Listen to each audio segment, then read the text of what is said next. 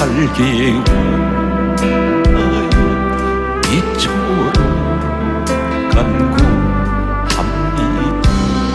선답니다.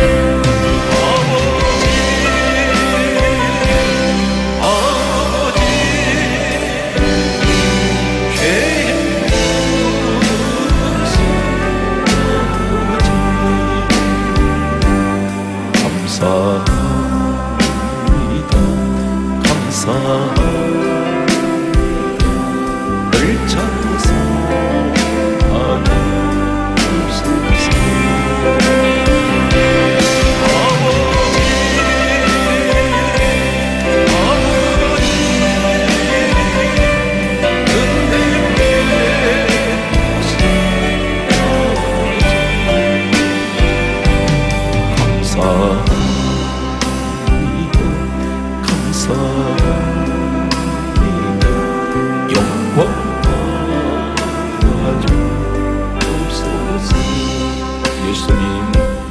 나의 예수님, 나의 예수님, 나와 함께 하신 예수님, 주님 뜻대로 살기 원하여 이처럼 간구합니다. 예수님,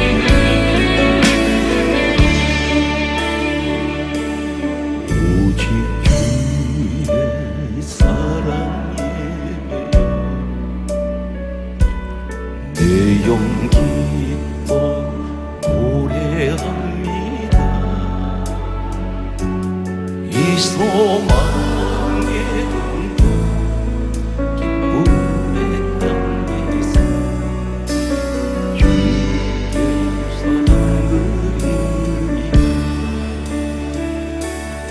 오직 주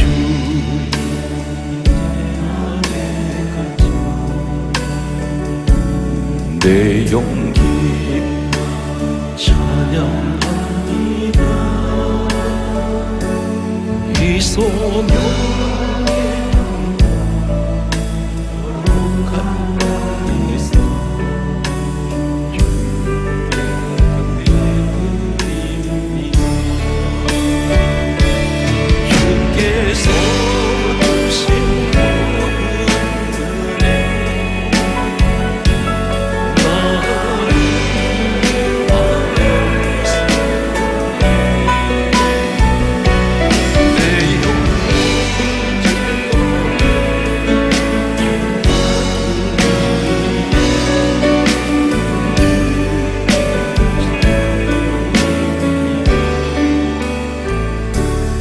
오직 주 사랑에 매여 내 영 기뻐 노래합니다. 이 소망의 기쁨의 땅에서 주 사랑 오직 주 내 안에 갇혀 내 용기 찬양합니다. 이 소명의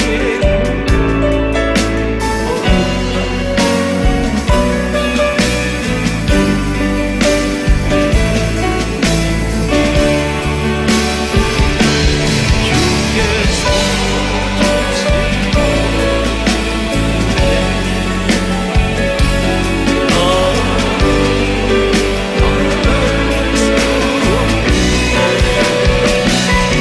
내 영혼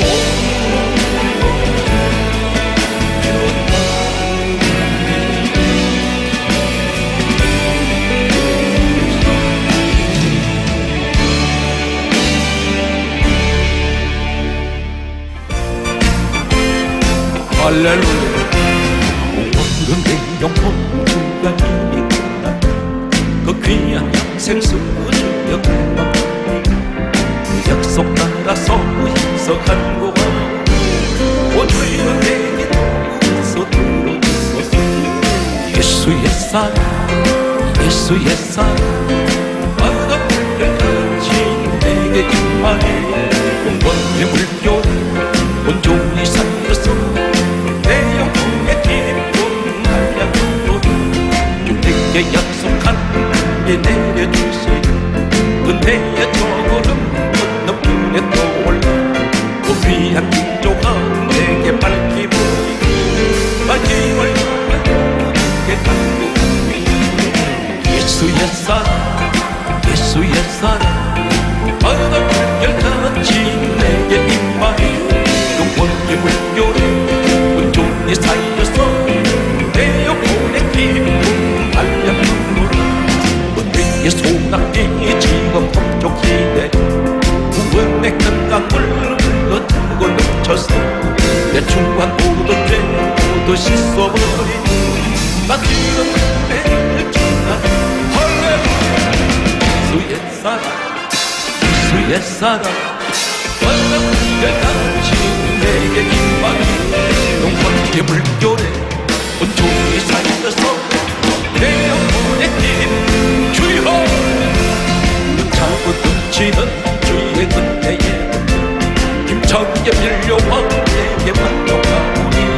오 할렐루야 주를 찬송하오니. 내 맘의 기쁨 예수의 사랑 예수의 사랑 바닷물 같이 내게 임하니. 영원의 물결에 온종일 살려서 내 영혼의 기쁨 한량으로다. 사람을 보며 세상을 볼 때 만족한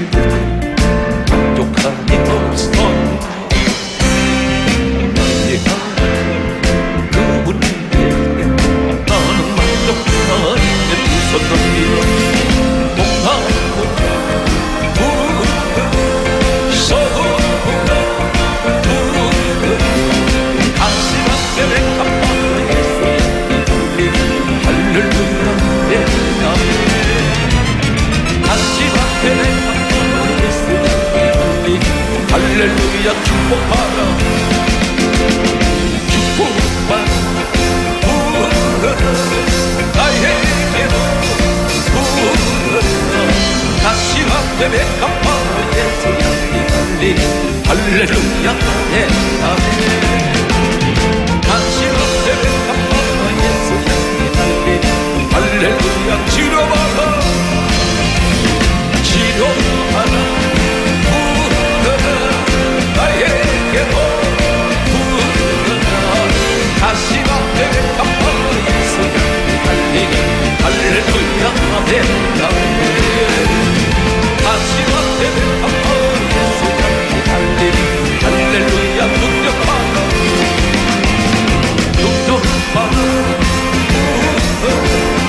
나에게도 다시 앞에 갚아 예수야 달리 할렐루야 다시 앞에 갚아 예수야 달리 할렐루야.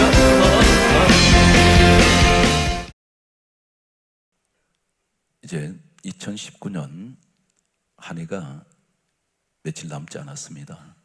이제 성탄이 다가오는데 반드시 성탄 때가 되면 아니면 1년에 한두 번은 우리 입에서 동학 박사 세 사람 박사들 이야기를 하고 또 목자들 이야기를 합니다.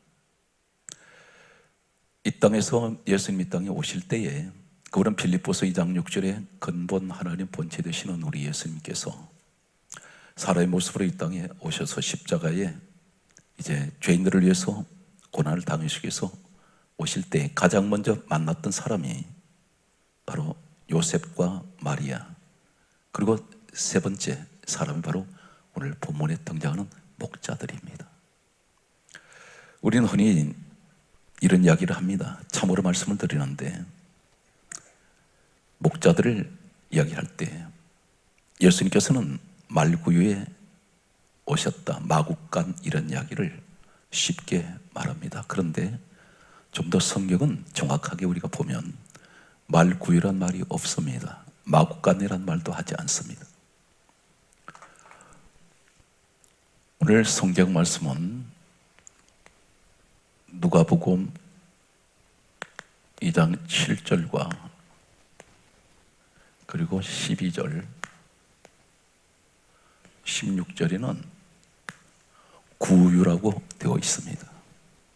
구유. 참고로 말씀드리면 지금 베들레헴 이곳은 어떤 곳이냐면 사방이 사막지대입니다. 그 당시에는 기계를 이용하는 교통수단은 없습니다. 사막을 가장 많이 여행하는 사람들이 사용하는 짐승은 낙타입니다. 흔히들 그리고 약대, 나귀가 있을 것입니다. 말도 있습니다. 만약에 말구유 그러면 말만 먹는 먹이통으로 얘기를 합니다. 마국간 그러면 말만 있는 가축우리를 그렇게 연상을 합니다. 그런데 그렇지가 않습니다. 역사에 보게 되면 예수님께서 베들레헴에 태어나실 때에 여가는 여인수원 하나가 있었다고 그렇게 역사는 또 기록하고 있습니다. 그렇다면 이곳에는 수많은 나그네들이 사막을 여행하는 사람들이 지나가다가 날이 저물거나 피곤해서 그 여인 속에 머물게 됩니다. 한 여인 속에 가축우리가 하나 있는데 이곳에는 수많은 여러 종류의 가축들이 같이 있습니다.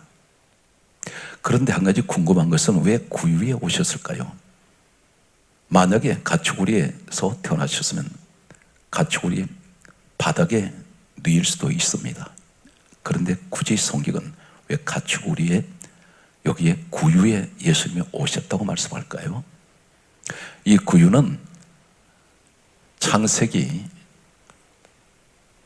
24장 20절을 참고하면 이삭의 부인 리브가라는 여인이 있습니다. 이 리브가가 이삭의 부인 되기 전에 창세기 24장에는 신목감을 찾으러 갔던 아브라함의 늙은 종과 만나면서 이 리브가 처녀가 하는 모습을 보게 됩니다. 우물가에 내려가서 물동에 물을 채워서 올라와서 물동에 물을 구유에 붓고 이렇게 말씀합니다. 구유는 짐승이 먹는 먹이통입니다. 그런데 왜 구유에 오셨을까요? 예수님께서 이 땅에 오신 이유가 무엇입니까? 마태복음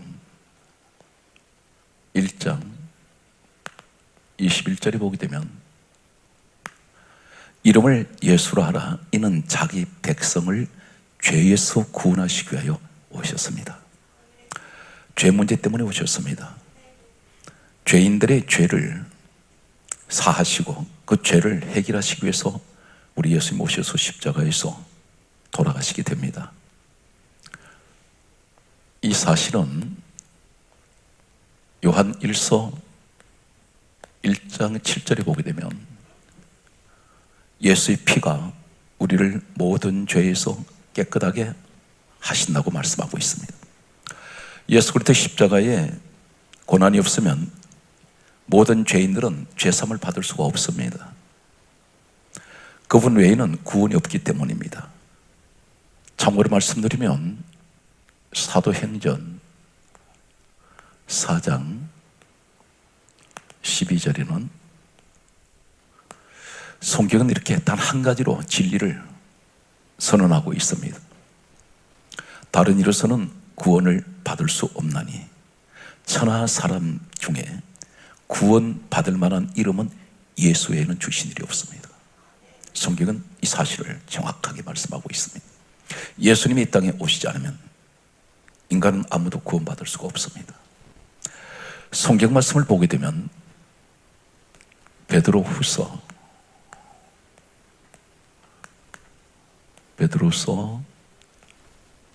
2장 12절에는 죄를 지은 죄인을 가리켜 이렇게 말씀하고 있습니다. 이성 없는 짐승 같다 이렇게 말씀합니다. 사람을 짐승으로 말씀합니다. 이성 없는 짐승. 예수님께서 이 땅에 오셨을 때 시대는 이렇게 타락했습니다. 짐승같이 살았습니다. 각자의 모양으로 살아가기는 살아가는데 그들은 모습은 짐승 같습니다. 성경 같은 말씀은 또 이렇게 기록하고 있습니다. 시편 49편 12절의 말씀을 보면 이성 없는 짐승 같은 죄인들, 타락한 인생들, 그들을 가리켜서 결국은 어떻게 됩니까? 멸망받을 짐승이라고 했습니다. 이 시대를 조명하고 있는 것 같습니다. 이 시대가 어떤 시대입니까? 짐승 같은, 짐승보다 더 못한 모습을 사람들이 행하고 있다는 것입니다. 사람이 사람을 죽입니다. 낭폭해지고 횡폭하고 이해할 수 없는, 인간의 이성으로는 할 수 없는 끔찍한 사건, 사고들이 일어나고 있습니다. 마치 이성 없는 짐승 같고 결국은 멸망당하는 짐승 같은 모습입니다. 예수님께서 구유에 오신 것은 이 가축우리에는 낙타도 있었을 것이고 약대도 있었을 것이고 말도 있었을 것이고 나귀도 있었을 것입니다. 다양한 여러 종류의 짐승들이 있습니다. 그런데 예수님이 구유에 계신 것은 내가 너희들 이성 없는 짐승같이 살아가는 인생들, 그리고 멸망당하는 짐승 같은 인생들에게 생명의 양식이 되시기 위하여 구유에 오신 것입니다. 중요한 것은 우리 예수님은 누구십니까? 요한복음 6장 48절에 말씀하시기를 따르십시오. 내가 생명의 떡이라, 생명의 양식이라는 것입니다. 요한복음 6장 51절의 말씀을 보면 같은 말씀을 하고 있습니다. 내가 하늘에서 내려온 영생의 떡이라. 계속해서 양식으로 말씀하세요. 좀 더 구체적으로 말씀을 보게 되면 요한복음 6장 55절에 우리 주님이 직접 말씀하시기를 내 살은 참된 양식이요. 예수님 몸이 구에 누워져 있습니다. 그것은 다양한 많은 종류의 짐승들이 먹는 먹이통 양식이 그것이 있습니다. 우리 주님은 우리에게 생명의 양식으로 오셨다는 것입니다. 이해가 되시겠습니까? 오늘 그런데 한 가지 궁금한 것은 왜 하필이면 목자들에게 가장 이 소식을 전해주었을까요? 그 당시에 이 지구촌에 수많은 나라의 왕들이 있습니다. 귀족들이 있습니다. 재벌들이 있습니다. 소위 많은 지식층들의 사람들이 있었을 것입니다. 그런데 하필이면 이 목자들에게 가장 먼저 이 기쁜 소식을 전해주게 됩니까? 성경 말씀은 이렇게 기록합니다. 누가복음 2장 8절에 보면 목자들이 밤에 밖에서 자기들이 양떼를 치더니, 목자들이 어디 있습니까? 밤에 밖에 있습니다. 자기들이 양을 치고 있습니다. 양을 돌보고 있습니다. 언제입니까? 밤입니다. 이 밖이 어디입니까? 사막입니다. 참고로 말씀을 드리겠습니다. 당시에 이 목자들의 문화를 보게 되면 두 목자가 있습니다. 두 목동이라고 할 수 있겠습니다. 한 목자는 자신의 양을 자신이 직접 사육하는, 주인이 직접 사육하는 이 목자들이 있습니다. 그런데 다른 한 목자가 있습니다. 일정한 보수를 받고 남의 양을 위탁받아서 그 양을 치는 목자들이 있습니다. 그런데 가난한 사람들은 양을 한 마리, 두 마리 사육합니다. 그런데 목초지가 흔하지가 않습니다.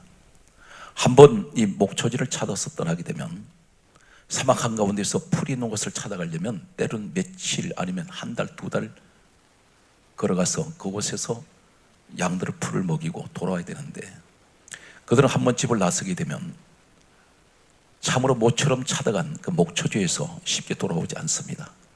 때로는 보름도 걸리고 한 달 아니면 몇 달 동안 그들은 이 사막에서 야영을 하면서 양들을 돌보기 시작합니다. 가난한 사람들은 양을 한두 마리, 많게는 대여섯 마리를 사육하는 이 가정에서는 쉽게 이 양들을 몰고 나가서 양의 풀을 뜯어먹기가 힘듭니다. 그러다 보니까 일정한 보수를 받고 남의 양들을 위탁을 받아서 양을 돌봐주는 목자들이 있습니다. 이 사람들은 여러 가정의 양들을 한데 모읍니다. 두 마리, 세 마리 있는 가정, 다섯, 여섯 마리 있는 가정, 전부 다 양을 모으는데 양은 다 똑같은데 어떻게 표시할까요? 그들에게는 각자가 표시를 해놓습니다. 주인들이. 그리고 각자에게 양들의 이름을 사용합니다. 특유의 이 목자들이, 주인이 피리를 불면 이 양들은 잘 보질 못합니다. 이 양들은 눈이 대단히 좋지가 않아요. 그런데 청각은 대단히 발달되어 있습니다. 주인의 소리를 정확하게 듣고 있습니다. 그래서 만약에 여러 가정의 양들을 섞어서 이 보수를 받는 이 목자가 이 양들을 돌봐주고 한 달, 두 달 후에 돌아왔을 때에 양들을 모아놓고 주인 한 사람 한 사람이 나와서 만약에 피리를 불면 그 피리 소리를 이 양들은 기억을 하고 있습니다. 그래서 피리 소리 듣고 주인에게 나옵니다. 아니면 이름을 부릅니다. 이름을 부르면 그 이름을 기억을 해요. 아니면 어떤 사람은 휘파람을 불기도 합니다. 이런 여러 가지 다양한 방법으로 양들을 사육을 하는데, 오늘 이 목자들은 자신들의 양인지 아니면 일정한 보수를 받고 남의 양을 위탁을 받아서 양을 치고 있는 사람인지는 기록이 없습니다. 단 한 가지를 강조합니다. 목자들이라고 말하는 이 목자들이 그 당시의 형편이 어떤 형편이냐면 최악의 상황입니다. 가장 그 당시에 천대받는 직종 중에 직종이 바로 이 목자들입니다. 이 목자들은 가장 낮은 자들이에요. 가장 천한 자들입니다. 밤에 잠도 자지 못합니다. 왜 그러냐면 사막에 굶주린 이리떼들이, 야수들이 돌아다니다가 잠시 한눈만 팔면 양을 물어가 버립니다. 이 사람들은 밤에도 그 피곤한데 모래바람을 맞아가면서 추위에 떨면서 양팀에 끼어서 웅크리고 앉아있다가 혹시라도 이 양들을 해치러 오는 짐승들로부터 그 양들을 지켜야만 합니다. 천사들이 왔습니다. 천사들이 와서 성경 이렇게 가문합니다. 누가복음 2장 9절에 주의 사자들이 곁에 섬에, 이렇게 말씀하고 있습니다. 주의 사자들이 곁에 섬에 주의 영광이 그들을 둘러 비추는지라. 갑자기 천사들이 이들에게 나타났습니다. 갑자기 나타났습니다. 주의 사자들이 곁에 섭니다. 사랑하는 성도 여러분, 성탄을 맞이하면서 당순한 예수님께서 이 땅에 죄인을 위해서 오셨다는 이 사실만 가지고 생각하지 말고 대단히 중요한 걸 기억하세요. 지난 한 해 동안 수많은 상처 가운데 지나오신 분들이 있을 것입니다. 그 상처는 여러 가지가 있습니다. 경제적인 상처, 질병으로 오는 상처, 가정에서 여러 가지 모양으로 내게 다가오는 나를 찌르는 아픔, 상처들이 있었습니다. 오늘 바로 이 사람들 누구입니까? 본문의 목자들입니다. 그들은 환경에서 늘 찌들려 있습니다. 세상에서 먹고 살기 위해서 이들은 지금 그곳에 나와 있습니다. 사람들에게 가장 무시당합니다. 업신여김 당합니다. 천원자입니다. 양치는 목자는 이 양의 냄새가 몸에 배어 있습니다. 늘 더러운 그런 오물덩어리만 만져야 되는 이런 사람들, 오늘 이런 천박한 이 사람들에게 왜 천사가 가장 먼저 이 사람들에게 찾아오셨을까요? 한 가지 기억하십시오. 우리 예수님은 상처받은 사람들, 낮은 자들, 천한 인생들, 그리고 가장 어렵게 살아가는 많은 분들에게 우리 주님은 그들에게 찾아오셔서요, 성경 말씀은 누가복음 4장 18절에 이렇게 말씀하고 있습니다. 주의 성령이 우리에게 임하시면, 성경 간주합니다, 가난한 자에게 복음을 전하게 하시려고. 심령이 가난한 자 복이 있나니. 오늘 사랑하는 성도 여러분, 소외되고 힘들고 어렵지만 인생길 가는 동안에 예수님을 따라가면서 고독한 길을 걸어갑니다. 내 가족 가운데 믿음의 같은 길을 걸어가는 가족이 없어요. 때로는 온 가족이 한 믿음 안에서 주님을 향해서 가고 있는 사람이 있습니다. 그 가정이 있습니다. 반면에 어느 가족은 나 혼자 외롭게 지금 이 믿음의 길을 걸어가고 있습니다. 누구를 따라갑니까? 예수님을 따라갑니다. 힘들고 어려운 그 길은 어쩌면 순례자의 길인지 모릅니다. 그런데 우리 주님은 바로 하늘에서 하나님께서 천사를 내려보내실 때 이들은 힘들고 어렵지만 자기가 주어진 그 일에 최선을 다하는 사람입니다. 불평하지 않습니다. 밤에 밖에서 자기에게 맡긴 양떼를 지키고 있습니다. 사랑하는 성도 여러분, 가정이 힘들고 어려울 때가 있습니다. 그러나 그 힘들고 어렵고 고달프지만 그러나 성실하게 충성된 이런 가정을 지키는 분들이 있습니다. 오늘 본문에 마치 목자와 같습니다. 피곤합니다. 눕고 싶습니다. 쉬고 싶습니다. 그러나 이 양들은 내가 지키지 않으면 누군가는 찾아와서 가로채 갈 수 있기 때문입니다. 성경 말씀을 보게 되면 누가복음 2장 10절 말씀은 이렇게 기록하고 있습니다. 이들에게 세상에서 가장 큰 기쁨, 가장 반가운 소식 중에 소식이 어떤 것입니까? 천사들이 전해주는 내용이 어떤 것입니까? 이렇게 말씀합니다. 온 백성에게 미칠 큰 기쁨의 소식을 전하노라. 무슨 소식입니까? 메시아가 오신다는 거예요. 사랑하는 성도 여러분, 이 땅에서 우리는 좋은 소리 듣고 기쁜 소식 듣기가 쉽지가 않아요. 이 시대가 그렇습니다. 들려오는 소리마다 전부 절망하는 소리, 낙심하는 소리, 한숨 소리, 이런 소리만 들려오는 시대입니다. 그런데 오늘 사랑하는 성도 여러분, 이 성탄의 기쁜 소식은 바로 오늘 여러분들이 이 소식을 들으면서 가장 큰 기쁨의 소식, 구원의 소식, 은혜의 소식, 생명의 소리를 듣는 여러분이 되시기를 간절하게 소망합니다. 성경 말씀은 이렇게 강조합니다. 구원의 기쁜 소식을 전하면서 13절에 보면 수많은 천군 천사들이 하나님을 찬양합니다. 여기서 왜 이 말씀이 나올까요? 사랑하는 성도 여러분, 예수님이 이 땅에 오실 때 십자가에 죽으러 오시는데 하나님 아버지께서 독생자 예수 그리스도 그분을 이 땅에 내려보내실 때 십자가에 죽으시는데 하나님 미리 그렇게 정하셔서 예수님 오셨습니다. 그런데 천사들은 왜 하나님을 찬양할까요? 더 놀라운 사실은 이렇게 말씀하고 있습니다. 14절에 보면 천사들이 입을 통해서 뭐라고 말합니까? 오늘 여러분 이 주인공이 여러분이라는 것을 믿습니까? 뭐라고 말합니까? 지극히 높은 곳에는 하나님께 영광이요. 십자가에서 주님 죽으시는데 하나님의 영광이라고 말씀합니다. 십자가는 영광이라는 거예요. 그러면서 이 땅에서는 기뻐하심을 입은 사람들 중에 평화로다. 이제 성탄이 오면 건물 벽에 이런 글귀가 내걸립니다. 현수막이나 포스터에 보면 하늘에는 영광, 땅에는 평화. 아닙니다. 분명 하나님께는 영광입니다. 그런데 한 가지는 말씀이 달라요. 땅에는 무조건 평화가 아닙니다. 땅에서는 기뻐하심을 입은 사람들 중에 평화예요. 기뻐하심을 입은 사람. 그들이 누구인가요? 성경 말씀을 보게 되면 에베소서 1장 4절에 다음 같은 말씀을 하고 있습니다. 하나님께서는 창세전에 누구든지 그리스도 예수 안에 있는 사람만 택하셨어요. 다시 말씀드려서 그리스도 안에 있는 사람들 중에 평화란 말입니다.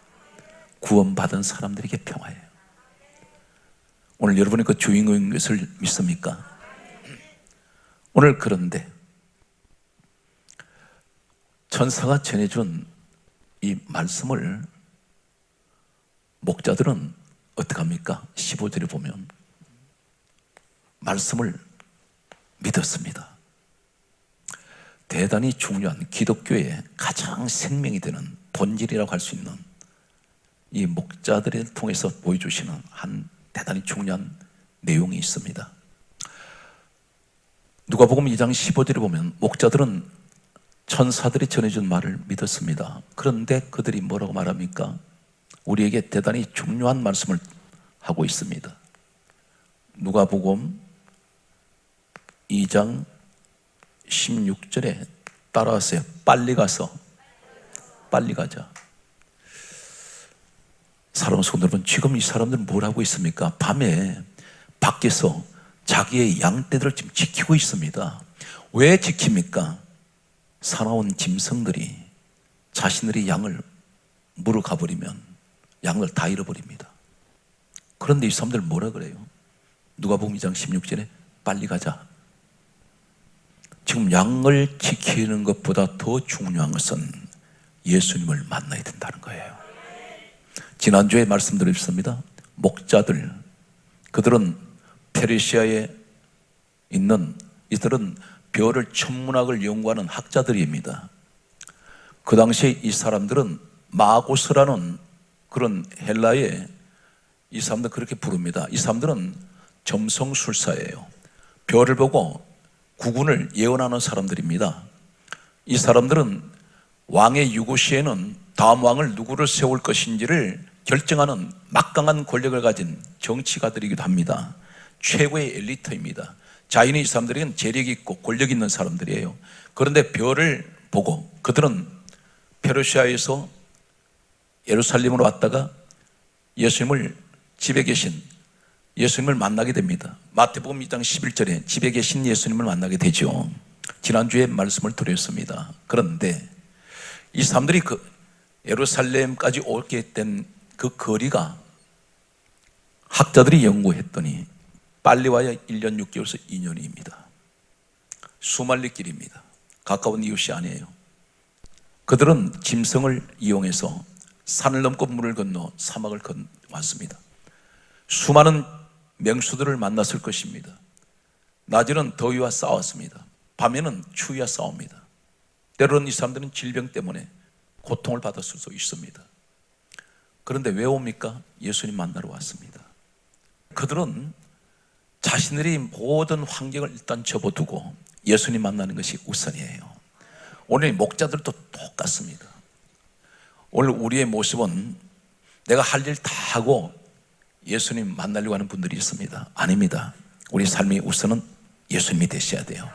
이 사람들이 빨리 가자. 사랑하는 성도 여러분, 여러분들이 말씀을 들으면서 저 말씀은 맞습니다, 내가 믿습니다 하는데 그 믿습니다 하는 것으로 끝나는 사람은 이 믿음이 죽은 믿음입니다. 왜 그러냐면 우리 내년에는 이제 성탄을 맞이하면서 또 성탄을 보내면서 우리는 어떻게 행동해야 됩니까? 주여, 내가 박사들처럼 목자들 같은 이런 믿음이 되게 하여 주옵소서. 그 믿음이 어떤 믿음입니까? 행동으로 가는 믿음이에요. 야고보서 이렇게 말씀합니다. 오늘 지금까지 내가 신앙생활에서 왜 이렇게 일이 잘 안 될까? 아무것도 현상이 일어나는 것이 없을까? 나는 열심히 믿는데 대단한 내용을 말씀하고 있습니다. 대단한 말씀이에요. 야고보서 2장 20절에 허탄한 사람아, 너는 행함이 없는 믿음이 헛것인 줄을 너 알지 못하니? 믿습니다 합니다. 그 믿음이 어디서 오나요? 로마서 10장 17절에 믿음은 들음에서 납니다. 들음은 그리스도의 말씀입니다. 말씀을 믿습니다 합니다. 아멘을 수없이 해요. 확실히 믿습니다. 그런데 전혀 움직이질 못해. 안 움직여요. 그랬더니 그 믿음은 헛것이라는 겁니다. 아무런 현상이 일어나지 않습니다. 야고보서 2장 22절에 뭐라고 말씀합니까? 따르시겠습니까? 믿음이 행함으로 함께 일하고, 거기 하세요. 행함으로 믿음이 온전하게 되느니라. 믿음이 있는 사람은 행동할 때 함께 일한다 있습니다. 믿음 가지고 행동하세요. 우리가 기도할 때 믿음으로 구하지 않습니까? 대단히 중요한 말씀입니다. 왜 그동안 기도를 1년 동안 계속 줄기차게 했는데 남보다 더 많은 기도를 했는데 왜 이렇게 응답이 안 될까? 당신 마음속에는 기도할 때는 믿음이 있는 것 같은데 막상 기도 끝나고 돌아설 때 당신은 믿음은 간 곳이 없어요. 왜 그러냐면 믿음으로 행동하지 않기 때문에. 이 내용이 야고보서, 성경은 이렇게 말씀합니다. 야고보서 1장 5절 이하에 성경 강조합니다. 오직 믿음으로 구하고, 오직 믿음으로 구하고 조금도 의심하지 말라. 우리 의심하지 않습니까? 그 의심이 어떻게 들어옵니까? 문제, 걱정, 근심, 염려를 하나님께 내가 기도할 때 맡겼어요. 그런데 기도 끝났을 때 그 근심을 다시 내가 찾아갑니다. 내가 가져간단 말입니다. 그것이 뭡니까? 마음속에 근심을 그대로 안고 가더라는 거예요. 그러니까 이 기도는 전혀 믿음은 있는 것 같은데 행함이 없는 믿음입니다. 그러다 보니까 그 기도가 응답이 안 돼요. 성경은 강조하기를 오직 믿음으로 구하고 조금도 의심하지 말라. 의심하는 자는 마치 바람에 밀려 요동하는 바닷물결 같으니 이런 사람은 주께 무엇이든지 얻기를 생각하지 말라. 두 마음을 품어 정함이 없는 자로다. 두 마음을 가지고 있습니다. 오늘 목자들 같은 적극 행동으로 움직일 수 있는 믿음의 사람이 되십시오. 그리고 삶의 최우선을 예수님께 두셔야 됩니다. 주님을 만나는 것이 먹고 사는 것보다 더 중요하고 가장 인생의 목표는 예수 그리스도가 되실 때에 성경 강조합니다. 너희는 내게로 가까이 오라. 내가 너희를 그리하면 가까이 하리라. 주님을 가까이 하세요. 저는 오늘 시간은 여러분들과 축복의 시간, 주인공들인 줄로 저는 확신합니다. 성경 말씀을 계속해서 보면 오늘 성경 말씀 속에 이 사람들이 빨리 가는데, 그런데 이 사람들 믿음이 얼마나 대단한 믿음인지를 우리가 보게 됩니다. 누가복음 2장 17절에 보게 되면 천사들이 전해준 내용은 메시아가 오셨다, 구주가 오셨다, 그렇게 수천 년 동안 계속해서 약속하셨던 하나님께서 메시아를 보내셨다는 것입니다. 이 사람들이 생각할 때는 어떤 생각이 들까요? 메시아가 오셨으니까 능력 있고 대단히 화려하고 웅장한 모습으로 오실 것으로 생각했는지 모릅니다. 그런데 그들이 찾아간 곳은 가축우리의 구위에 계신 이제 갓 태어난 애기 중에 애기라고 할 수 있는 너무나 초라한 모습으로 가축우리 먹이통에 누워 계세요. 여기서 대단히 중요한 내용을 소개합니다. 목자들이 이때 보고라고 되어 있어요. 보고. 무엇을 보고 갔을까요? 메시아가 오셨는데 대단한 분도 아니고 얼마나 계실 곳이 없어서 가축우리 온갖 가축들이 냄새나는 그곳에다가 짐승들이 먹는 먹이통에 누워 계실 때 우리가 보는 시각이 이렇게 볼 수 있습니다. 아니, 저 아기가 세상을 구원한다는 얘기냐? 눈으로 볼 땐 그렇습니다. 그건 너무 초라해요. 어떻게 저 아이, 아기, 그리고 가축우리에 계신 저분이 세상을 구원한다는 얘기야? 믿을 수 없습니다. 여기서 대단히 중요한 진리가 있어요. 이 사람들은 그 광경을 보고도 어떻게 하는지 아십니까? 성경 말씀 보게 되면 누가복음 2장 20절에 따라서요, 하나님께 영광을 돌리고 찬송하며 돌아가니라. 여러분, 신앙생활에서 우리 지금 옆에 같은 믿음 생활 하시는 분들 보면 저분 대단히 초라해요. 그리고 저분은 너무나 가까이 하기조차 싫은 형편없이 살아가는, 너무나 그렇게 가난한 사람, 못 배운 사람, 그리고 항상 문제란 문제는 다 끌안고 있는 것 같아요. 고난의 사람이 있습니다. 그런데 함부로 판단하지 말 것은, 목자들은 환경 보고 예수 믿지 않습니다. 오직 말씀을 믿어요. 말씀의 사람들입니다. 그래서 그들은 오히려 하나님께 영광을 돌립니다. 사람은 신앙생활 할 때에 대개가 껍데기를 보고 평가할 때가 있어요. 저 사람은 세상에 사회적으로 많은 지위가 있고 많이 배웠고 많은 것을 가지고 있으니까 저 사람은 축복받은 사람이야. 분명 축복은 받았을 겁니다. 그런데 보이지 않는 놀라운 영적 축복은 얘가 이 땅에 아무것도 가지지 못했지만 마치 거지 나사로 같이 부자의 대문 앞에 누워있다 할지라도 이 사람은 천사가 받들어 올라가는 사람이에요. 이 땅에 어떤 고난이 있더라도 낙심하지 마세요. 힘들고 어려운 역경이 있어도 반드시 하나님은 여러분과 함께하고 계십니다. 이 사실 믿습니까? 오히려 힘들고 어려운 환경이 있었지만 이 사람들 어떻게 합니까? 예수님 만나고 난 후에 다시 고달픈 삶의 현장으로 돌아갑니다. 자기의 주어진 일터로. 성경이 그렇게 강조합니다. 하나님께 영광을 돌리며 찬송하며 돌아가니라. 내 가정 비록 힘들고 어렵지만, 내게 주어진 이 환경이 어렵지만, 그러나 하나님은 다시 그 자리를 지키기를 원하세요. 그 자리를 축복합니다.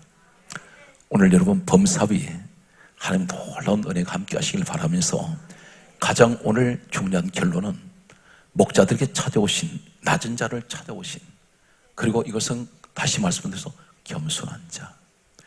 오늘 우리가 연말을 보내면서 한 가지 꼭 여러분 이 복 받기를 원하시는지 모르겠습니다. 따라서 생육하고 번성하고 충만하고 정복하고 다스리는 복이 주여 내게 있게 하소서. 그 복 있기 원합니까? 그렇다면 한 가지 꼭 기억하십시오. 낮은 자, 엎드리는 자, 겸손한 자. 이것은 창세기 1장 28절과 12장 1절 이하의 내용이 소개됩니다. 창세기 1장 28절은 우리 잘 알고 있습니다. 하나님께서 천지를 창조하신 후에 6일째 날 사람을 지으시고 하신 말씀이 창세기 1장 28절에 최초로 주신 말씀이 복을 주어, 복을 말씀하세요. 복을 주어 하신 말씀이 생육, 번성, 충만, 정복, 다스려라. 우리 인생 만사에 다 들어 있습니다. 이것을 내가 가져야 돼요. 그런데 여기서 말씀하는 복은 우리가 잘 아는 대로 히브리어에는 따라서 바라크, 무릎 꿇다. 내가 낮아져야 돼요. 섬기다, 낮아져야 됩니다. 무릎 꿇은 이 사람에게 5가지 축복이 주어집니다. 그리고 막연하게 복 주세요, 그렇게 주시는 것이 아니에요. 성령님은 어디에 임하십니까? 요한복음 7장 37절 이하에 보면 예수님 말씀하시기를 누구든지 목마른 자는 다 내게로 와라. 나를 믿는 자는 그 배에서 따라서 생수의 강이 흘러나리라. 이는 성령을 가리켜 말씀하신 것이라. 이 말씀 무슨 말씀이냐면 성령을 물로 의미할 때에 하신 말씀은 물은 어떻게 흐릅니까? 높은 곳에서 낮은 곳으로 흘러요. 내가 낮은 곳을 찾아가야 돼요. 우리는 점점 신앙 안에서 마치 곡식이 연거려지면 자꾸 고개를 수그리듯이 알곡일수록 수그리집니다. 우리 신앙이 알곡이 되시고 그리고 성령을 받기를 원하시면 우리 낮은 곳으로 찾아가는 겸손한 자 오늘 여러분 되시기를 간절하게 축복합니다.